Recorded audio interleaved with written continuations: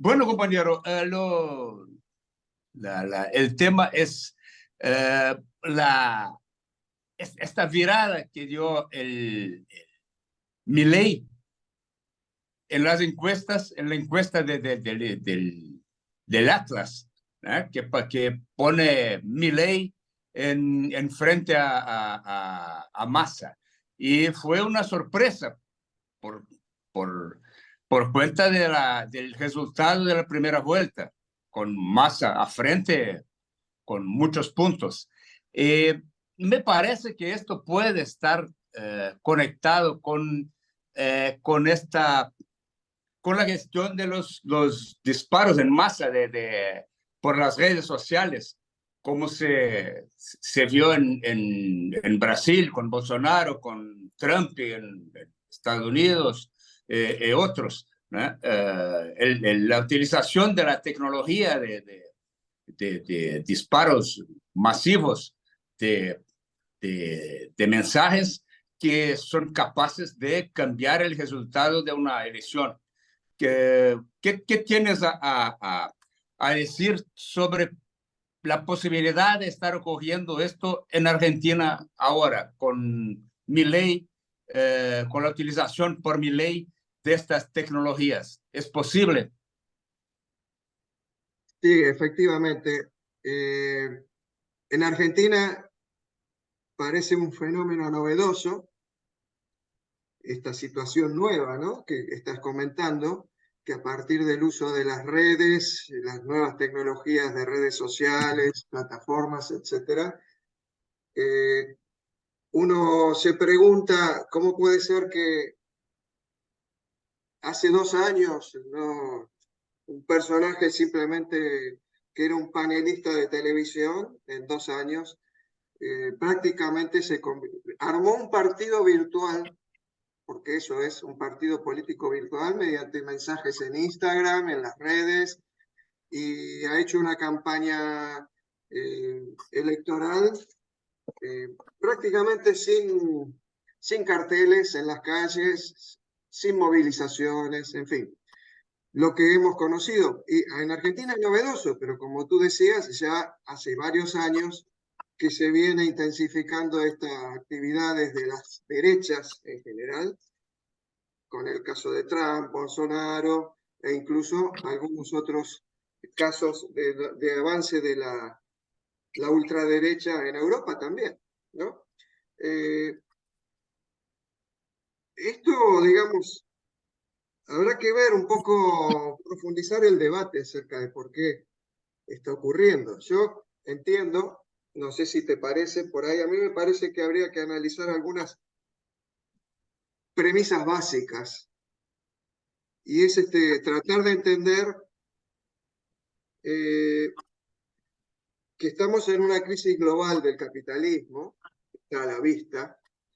Estamos viendo de que en esta crisis general, esta crisis mundial del sistema capitalista, dentro del sistema capitalista, no se están planteando alternativas reales de la salida de esa crisis. Creo que en eso hay algún cierto consenso. Solamente hay plantear viejas recetas y con el agregado de una profundización de que para poder implementarlas quizás haga falta gobiernos más fuertes, más totalitarios, con represión. Esa es, en principio, lo que vemos de la crisis del capitalismo. Pero el problema, me parece, y es que frente a esa crisis del capitalismo, hay una crisis en el planteo de cuáles son las alternativas para superarlo. Y creo que esa es la gran crisis del lado nuestro. No sé si en eso coincides. Sí, seguro, seguro. Y bueno, sobre esta cuestión de la utilización de nuevas tecnologías como forma de cambiar el resultado, de influenciar la opinión pública, o crear, asimismo, crear una opinión pública con trabajo, porque antes estábamos acostumbrados con el poder de la televisión, ¿no? El gran poder de la televisión. Hoy no más la televisión tiene tan gran poder. Nos parece, en Brasil tuvimos esa experiencia con Bolsonaro, que Bolsonaro casi no aparece en la televisión, pero ganó, ¿no? Ganó una elección. Eh, y, y acá fue, sin duda, por cuenta de estas nuevas tecnologías de comunicación, ¿no? Que no más la televisión tiene tanto poder. ¿Cómo ves cómo ves en Argentina? ¿Crees que la televisión aún tiene este poder todo o está cambiando esa cosa para una comunicación que no se ve, que todavía no se ve? ¿No? No se puede apurar por una encuesta, ¿no? Como se hacía con televisión, con los medios tradicionales de comunicación. Pero ahora es una cosa casi invisible. Estuvimos ahora poco en Ecuador y Ecuador fue una sorpresa, porque para nosotros, periodistas que ya estábamos, nos parecía que Luisa estaba muy bien, que iba a ganar la elección, porque fue muy bien en el debate, estaba muy bien por todo. Y una sorpresa fue Noboa, que todavía no estaba ni siquiera entre los primeros en las encuestas antes de la elección. Él logró ganar. Y no se veía también carteles por Ecuador entero, ¿no? Por todo Ecuador no se veía carteles, ¿sí? Entonces, es de pensar que fue el trabajo subterráneo de las redes que lo puso en el poder. ¿Cómo crees que está en Argentina? ¿En qué etapa de este proceso de cambio de comunicación se encuentra Argentina? ¿Puede ser una primera experiencia en que estas nuevas tecnologías logren elegir un presidente? Es probable. Es lo que decía recién. ¿Cómo es posible que alguien, incluso con las barbaridades que está planteando Milei, haya terminado, es un candidato a presidente en un balotaje, cuando, como decía, hace un tiempo prácticamente no existía. Yo creo, en Argentina tú me preguntas por la televisión, es verdad, yo creo que todavía tiene algún peso la televisión en determinados sectores de la población, no en los jóvenes. Los jóvenes no miran televisión, eso es sabido. Los jóvenes acceden y se comunican a través de las redes sociales. Esto es así. En general hablo, siempre hay algunos sectores que sí miran televisión entre la juventud, pero la mayor parte ya no. Y yo creo que, digamos, tú me preguntas por Argentina, yo creo que el caso de Argentina no está muy alejado de los casos que estás mencionando, tanto de Ecuador, de Brasil, en fin, es una situación novedosa y a mí me parece que también tenemos que asumir que hay una cierta tendencia todavía en los sectores populares y de izquierda en general, de las izquierdas, a subestimar el Sí, efecto de las nuevas tecnologías. sí, Y por un lado subestimar, o por otro lado, al vernos tan apabullados, bombardeados todos los días con los mensajes que vienen tanto de los grandes medios hegemónicos, de la prensa, de la televisión y de las redes, hay una tendencia a mirar para el costado, como que estamos tan desbordados que no queremos ver lo que pasa.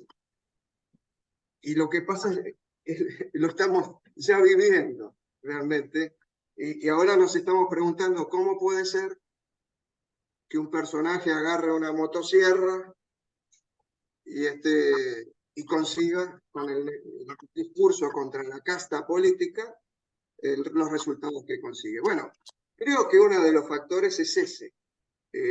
Ha habido una subestimación al uso y al efecto de las nuevas tecnologías. Hay una cierta todavía tendencia a pensar de que los pueblos en general tienen la alternativa de salir a la calle, y por supuesto las movilizaciones populares siguen siendo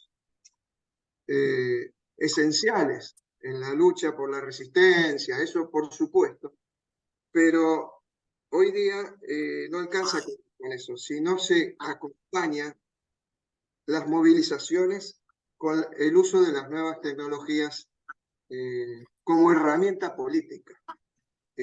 No quiero decir con esto que hay que militar en las redes solamente, pero hay que asumir que las redes hoy día son una herramienta política muy, muy poderosa. Y eso por un lado me parece fundamental. Pero por otro lado creo que hay un debate que tenemos que profundizar, y es acerca de esto que decía al principio, ¿cuál es nuestra crisis? Y la crisis es de alternativas, porque podemos tener las redes como la tienen ellos. Yo creo que a la larga, finalmente, también vamos a estar incorporados con las redes, pero si no hay una estrategia de qué comunicar, ¿qué vamos a comunicar? Más allá de que cada red tenga su particularidad. Instagram hay una forma de comunicar, TikTok tiene otra forma de comunicar, Facebook es otra forma. Cada red tiene su particularidad. Y hay que asumir, bueno, cómo enviar el mensaje. Ese es un tema. Pero, ¿cuál es el mensaje? ¿Qué tenemos que comunicar? Y esa es la crisis nuestra. Hablo de la nuestra. Ya sabemos la crisis del capital. Pero no alcanza con denunciar y criticar el sistema capitalista si no asumimos nuestra crisis de alternativa. Y yo no creo que no haya alternativas, yo creo que sí hay alternativas. Desde hace... La misma de siempre.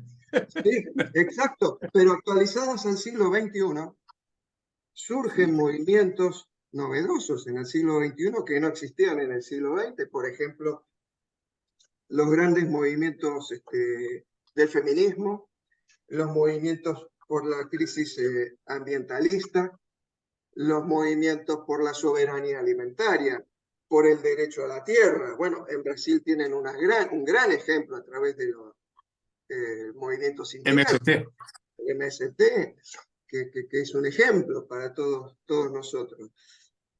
Pero son todavía ejemplos en donde cada sector resiste por su tema específico, y lo que nos está faltando es una síntesis que permita agrupar todas estas luchas en una confluencia política que construye una fuerza alternativa al sistema capitalista.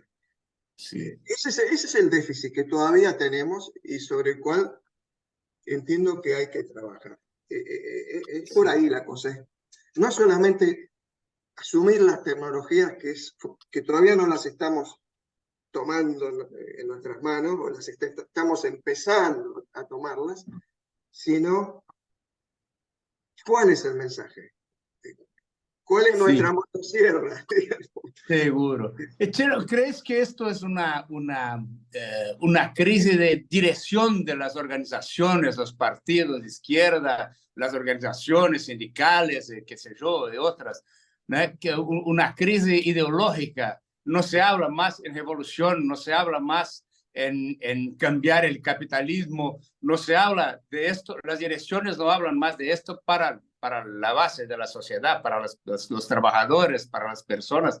Esto es el problema, principal problema que tenemos hoy, una crisis ideológica de las organizaciones como si fueran convencidas de que se cambió, de que hablar de socialismo es una cosa del pasado, que no...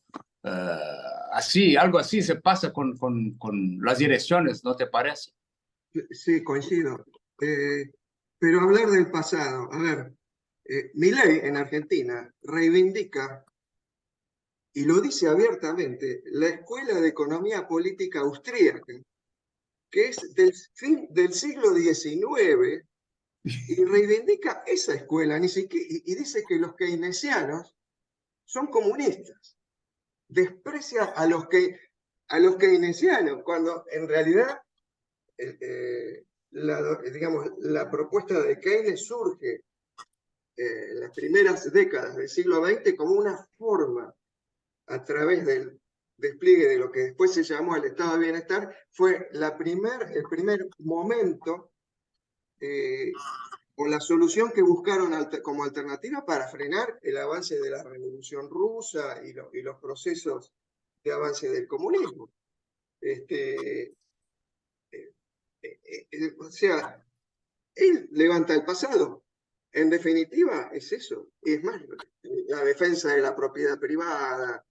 Y yo me pregunto, ¿por qué nosotros no, desde la izquierda, no se vuelve a retomar la lucha contra la propiedad privada? No contra cualquier propiedad privada, sino por lo menos la propiedad de los grandes medios de producción, de las grandes multinacionales. O sea, lo que está faltando es esa, cuando hablo de una síntesis, es avanzar en ese sentido, por un lado, y por otro lado, una forma de construcción política que también hay una debilidad, creo. Yo creo que el concepto de los partidos tradicionales, el concepto de representación política también está en crisis, porque habría que avanzar a un concepto de participación desde abajo, popular. Entonces los partidos políticos también están en crisis y por eso están surgiendo hace varias décadas lo que se han llamado los movimientos sociales, los movimientos territoriales. Y yendo a lo que tú planteabas recién, sí, en las dirigencias y en de los distintos movimientos territoriales, sociales, hay distintas visiones de cómo abordar la lucha. Pero si uno se pone un poco a escarbar un poquito, las diferencias que hay entre un sector y otro no son tan profundas. En el fondo, falta una síntesis que cuestione claramente al capitalismo y se avance en la alternativa. Eso yo creo que desde hace por lo menos 2 décadas es el debate que hay que hacer y se viene haciendo, pero todavía falta profundizar el debate. Sí, sí, bueno. Sí, porque así quedamos con el debate que propone la derecha, que es un debate superficial que nos trata de la cuestión de fondo, que es la propiedad, como hablaste, de los medios de producción, los grandes medios de producción. Esta es la cuestión de fondo.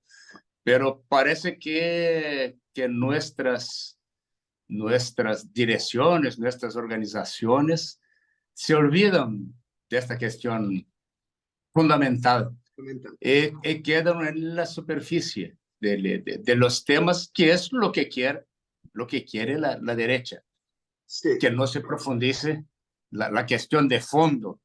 ¿Y no te parece que el discurso de Bolsonaro, de Trump y de Milei es un discurso antisistema? Critica toda la forma como está organizada, la política tradicional de todo. Tiene en este sentido una apariencia, ¿no? Se parece con una cosa revolucionaria, sí, hablar de lo que está errado, queremos cambiar todo. ¿Cómo nosotros no tenemos planteado una propuesta buena? Viene con cualquier propuesta y es muy fácil para convencer a los jóvenes que todo está errado porque está errado, se ve, todo está errado. Entonces es muy fácil conquistar los corazones de los jóvenes, que es lo que sucede con Milei, con Bolsonaro. Muchos jóvenes siguieron por este camino, Sí, pero con con una voluntad de cambios, una voluntad real de cambios. Pero como nosotros de izquierda no les proponemos un cambio creíble, ¿sí? La derecha ocupa este espacio, ¿no te parece que es algo así? es así. De hecho, cuando Milei habla contra la casta política, ¿no?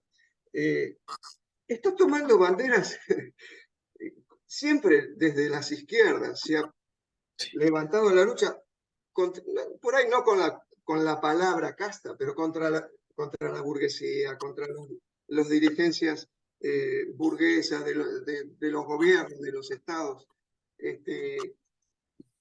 Es así, se apropia y obviamente le da su contenido, porque cuando habla de casta, habla que el enemigo son los políticos, pero nunca habla de la casta más importante, que son las grandes corporaciones, o sea, la verdadera casta, que Sí, tiene el poder económico, que en definitiva es la que se vincula con los políticos, con los dirigentes políticos, que implementan las políticas que ellos determinan o que pretenden determinar. Yo creo que es así. Y con respecto a los jóvenes, porque acá hay también un debate en Argentina, cuando por parte del gobierno advierten, cuidado que Milei le dice a los jóvenes, ¿no? Cuidado que Milei te va a quitar derechos. Es que los jóvenes, la mayor parte de la juventud, no tienen derechos. tiene derechos. O sea, los derechos que adquiridos tradicionalmente por las luchas del pueblo, etcétera, son por ahí los derechos que tiene un sector de trabajadores, ¿no? Que son los trabajadores que están contratados por las empresas, pero la juventud no tiene esos derechos. Ha habido toda una mutación en los últimos, producto del avance del neoliberalismo en los últimos 50 años, que ha dejado millones de trabajadores en forma precarizada. Entonces, que no tienen los mismos derechos que otros trabajadores que todavía los tienen. Entonces, sobre esos trabajadores también trabaja la derecha con su Sí. discurso anticasta. Pero a mí me preocupa, a ver, esto que decía recién, no se está asumiendo en su justa dimensión por parte de las izquierdas y los sectores populares en general este tema de la guerra comunicacional. Yo creo que hay que empezar a hablar de que estamos en una guerra comunicacional. Mire, acá tengo hace apenas 2 o 3 semanas. Acá tengo un texto de la jefa del Comando Sur de Estados Unidos, Laura Richardson. Ella dijo textual, dijo, las cadenas RT en español y Telesur no practican periodismo, dice. En América Latina tenemos más de 31 millones de seguidores de Sputnik Mundo, RT en español y Telesur, ¿no? Socavan las democracias en todo el hemisferio y tenemos que hacer algo mejor que eso, dice ella. Debemos hacer algo en la región que sea muy específico, que promulgue las democracias y cómo las democracias benefician a la gente, ¿no? Esto es lo que dice la jefa del Comando Sur, o sea, una jefa militar, no lo dice un intelectual orgánico de la derecha, no lo dice un periodista vinculado, no sé, a la red o Globo, por decir, o a Clarín. lo dice la jefe del comando militar. Entonces, yo creo que tenemos que asumir que es una guerra comunicacional, porque todos los días nos están tirando con misiles comunicacionales, todos los días nos bombardean, y nosotros no tenemos herramientas, no tenemos, a duras penas, a veces intentamos devolver con algún revólver de juguete, y siempre estamos, como tú decías recién, a merced de la agenda comunicacional que ellos están fijando, ¿no? La agenda de comunicación que por ahí, por más que nosotros no estemos de acuerdo con lo que dicen, nos vemos obligados a hablar del tema que ellos quieren que hablemos. Sí. Nos imponen su agenda. Y de lo que se trata en esta guerra comunicacional es también empezar a asumir nuestra agenda. Yo no quiero decir que no lo estemos haciendo, de que en América Latina, en Argentina, en Brasil, hay muchos medios de comunicación alternativos que asumen. Sí, la preocupación de la jefa militar estadounidense con Telesur, con Sputnik y con estos, nos muestra que hay lo que hacer, que esto es una cosa buena. Si no le gusta, es porque es bueno para nosotros. Exacto, o sea, no es que no hemos hecho nada. Hay toda una trayectoria de comunicación alternativa. Lo que a mí me parece es que para que un medio de comunicación realmente se convierta en un medio eficaz desde el punto de vista alternativo, tiene que haber una propuesta clara de alternativa. Eso vuelvo al tema de nuestra crisis. Tenemos que hacer propuestas claras, o sea, por supuesto desde la resistencia, pero empezar a plantear cuál es la estrategia para salir de la resistencia y pasar a la ofensiva. Y ahí está nuestro debate. Todavía nos cuesta. Sí. Estamos ahí. Y decime, Argentina tiene una ley de medios muy buena. Sí. Una ley de medios muy buena que fue ejemplo para todos nosotros, como Venezuela, como Ecuador, como Bolivia, como otros países la tienen, pero Argentina fue una ley de medios muy buena. ¿Crees que no fue suficiente, no fue bastante para que se pueda cambiar, o nosotros las izquierdas no estamos aprovechando correctamente el espacio creado por una ley de medios buena?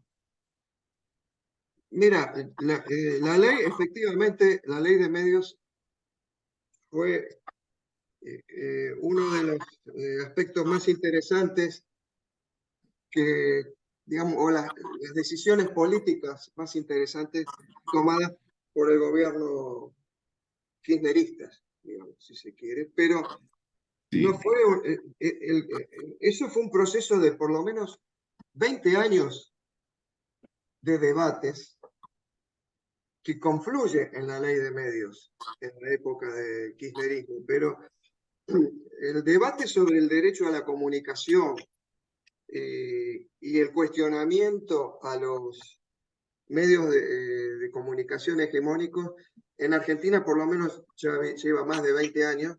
Primero empezó en los medios académicos, después se amplió un poco más hacia sectores sindicales y confluyó en, y yo creo que el valor más interesante que tuvo la ley de medios no es la ley en sí, que sí es importante, sino que se logró mediante todo ese proceso hasta que la ley se aprobó, poner en la sociedad argentina el debate sobre el rol, el papel que tienen los medios de comunicación.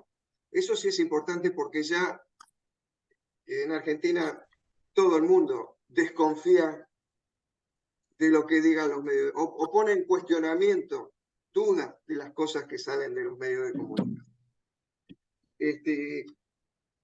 El tema es que la ley se aprobó, pero después no hubo iniciativa política para aplicar. frente a las primeras presiones del grupo Clarín y de los medios hegemónicos, no hubo iniciativa política para que avanzar, y después cuando vino el gobierno de Macri, directamente por decreto, la anuló, básicamente. La ley está vigente, pero con un decreto de Macri en donde la anuló, y después el gobierno actual tampoco se preocupó por recuperar todos los principios de esa ley. Es una ley que favoreció, digo, mucho el debate. Después, solamente si se hubiera implementado, hubiera ayudado mucho a diversificar las propuestas, por ejemplo, de los medios alternativos. Pero eso requiere otro proceso de movilizaciones y participación popular que todavía no se ha dado. ¿Crees que hace falta, que hace falta los viejos métodos de hacer política, de hacer el debate político, y es la cosa de ojo en el ojo de los gremios, otras organizaciones, de hablar directamente con las personas y no por medio de estas redes sociales que son aparatos del capital, ¿no? De nosotros. Todas las redes sociales pertenecen, son comandadas por el capital. Entonces, que no es por allá que vamos a cambiar el capital. No. ¿No te parece que necesitamos volver a las cosas buenas que se lograba éxito, ¿no? Que es el debate, la cosa, cara a cara? Sí, por supuesto. Los papeles, Sí, por supuesto. los periódicos, las cosas sindicales que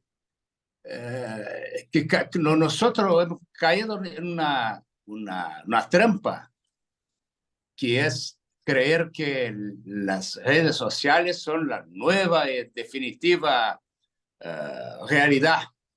Es que todos los otros quedaron en el pasado, pero no, porque con esta nueva realidad es muy buena para el capital, no para nosotros trabajadores. Entonces tenemos que quizás recuperar, no sé cómo se habla, Sí, bueno, recuperar nuestra tradición de cómo hacer las cosas. sí, coincido totalmente. La comunicación personal o colectiva, pero presencial, es la esencia, yo diría, es la más importante que habría que preservar, recuperar también entre toda la sociedad. Eso es indiscutible. Pero yo creo que, como tú decías, las tecnologías están en manos de los sectores del capital. Ahora, el tema es que siempre fue así. Cuando no existía la Internet, también fue así. Cuando existía la radio, con la televisión, siempre fue así. Sí, sí. Lo que no significa que desde no haya que utilizarlo. Sí, avanzar en entender cómo es el mecanismo de funcionamiento actual de las redes. Porque, por un lado, hay quienes sostienen que los medios de comunicación no deciden una elección. Hay quien sostiene eso. No incide. Yo creo que sí, inciden por ahí no para definir una elección, pero estamos viendo actualmente que el peso que tiene. Y yo creo que el mecanismo que tienen las redes es que trabajan sobre grupos de afinidad que ya existen. O sea, el mecanismo de funcionamiento, y por eso, y lo saben trabajar muy bien, ¿no? Grupos religiosos, grupos colectivos de, no sé, usuarios de tal o cual plataforma, gente que tiene sus gustos particulares. Y las redes trabajan sobre eso porque los algoritmos que definen su funcionamiento apuntan a eso a partir de un criterio que es netamente mercantil. O sea, Facebook, sobre todo, otras redes, trabajan a partir de detectar cuáles son los gustos o los deseos de determinados grupos de personas, y es cuando promueven, porque viven de la publicidad, entonces provocan justamente la difusión. Y ese mismo mecanismo es el que están utilizando ahora para la política. Sí, sí, sí. Entonces, es un tema que hay que ponerse a trabajarlo. Yo creo que hay que empezar a estudiar bien y meterse a trabajar en las redes. Por ejemplo, los equipos de trolls, no sé si en Brasil también se llaman trolls, Sí, sí, sí, sí, sí. que se meten en los debates y ensucian el debate. Yo pregunto, desde nuestro sector, desde los populares, la izquierda, también creo que hay que armar equipos de trolls. No para repetir el mismo mecanismo que utilizan ellos, pero sí para fomentar otro tipo de comunicación más solidaria, más colectiva, más participativa, que entre en debate con todos los mensajes de la derecha.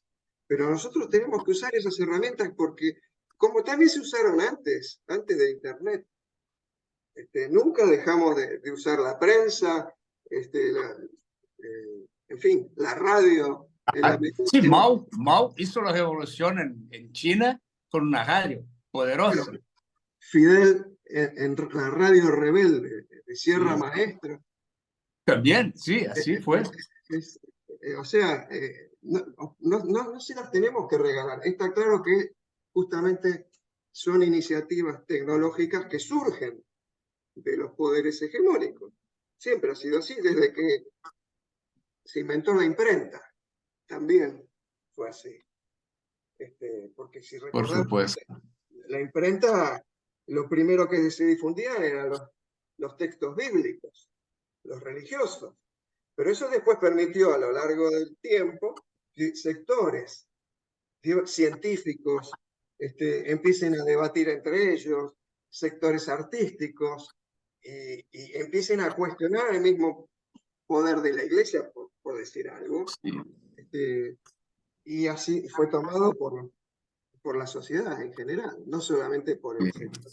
Bueno, ahora es una situación parecida, y nuestro debate yo creo que tiene que ser también meternos, apropiarnos, sabiendo cómo lo manejan, pero debatir cuál es nuestra estrategia frente a eso. Sí, No lo tenemos que dejar regalado.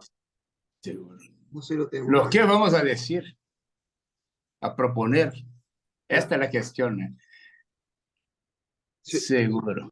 sí. Bueno, Una cosita más para redondear, porque pareciera que, como tú mencionabas, antes los medios, la televisión, el mensaje salía de la televisión, ¿no? Yo creo que tenemos que indagar desde dónde viene el mensaje, porque a veces llama la atención que, por ejemplo, uno ve en el mismo día, en distintos canales de televisión, el mismo discurso por distintos periodistas, hasta con las mismas palabras. Y yo me pregunto, ¿quién les da esos mensajes? ¿De dónde vienen? Entonces ahí está. O puede venir, no sé, de los mismos jefes de redacción de los grandes diarios, Clarín, La Nación en Argentina, Red o Globo, no sé, en Brasil. Ellos toman ese mensaje y es el tema del día, que los que fijan la agenda son la prensa escrita. Yo creo que hoy hay un mix, hay una mezcla. Es la prensa escrita y también desde las redes están empezando a meter esos mensajes hasta tal punto que hay hoy día los canales de televisión hasta toman lo que sale en Twitter o lo que dicen las redes, en Facebook, sobre tal o cual tema. Entonces, van mezclando todo eso. Sí, Bueno, sí, sí. entonces, todo eso es lo que hay que asumir como parte de esta guerra comunicacional. Pero nos tenemos que meter a fondo. No quiere decir Sí, que no estemos, no quiere decir que no estemos, pero sí. con una elaboración de una estrategia comunicacional más seria, me parece, más sintetizada. Sin duda. Y con contenido ideológico, político, que hace falta hoy Exactamente. para nosotros de izquierda, porque para ellos de la derecha están muy bien. Bueno, muchísimas gracias. Gracias a Lo- ustedes por permitirme participar. Nosotros sábado vamos para Argentina, para Buenos Aires, para acompañar la segunda vuelta. Ah, ¿Y bien, crees que es posible? nos podemos encontrar. Sí, sí, sí, podemos encontrar seguro. Comer un asado, tomar un vino. Buenísimo, buenísimo. Sí, con Julio, estoy Sí, intentando sí. Le voy a comentar a juntarnos con Julio, Julio. le voy a decir a Julio a ver si hacemos un encuentro. Muy bien. Bueno, muchísimas gracias. Gracias a ti. Un Hasta abrazo, luego, nos vemos. abrazo a los compañeros. Muy bueno.